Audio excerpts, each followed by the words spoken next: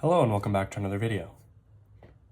In this problem, we're asked if f of x is equal to x to the fifth plus x cubed plus x, find f inverse of 3 and f of f inverse of 2. So first, finding f inverse of 3. This is the same as finding the value of x when f of x is equal to 3.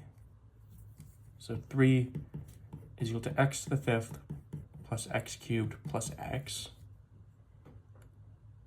because if f of x equals y, then f inverse of y equals x. So f inverse of 3 equals something. Therefore, 3 equals f of x. So how do we solve this? Well, there isn't a particular easy way to solve this other than finding a simple solution.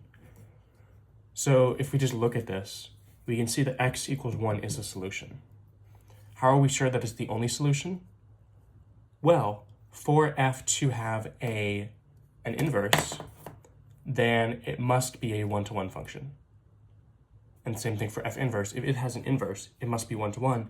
Therefore, for the function to equal 3, f equaling 3, there can only be one x value associated with that. Therefore, f inverse of 3 equals 1. Next, we have f of f inverse of 2.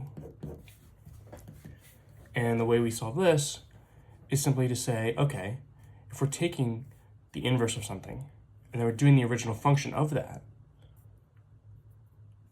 the function of an inverse of a number is simply just the number itself. F of f inverse of 2 equals 2.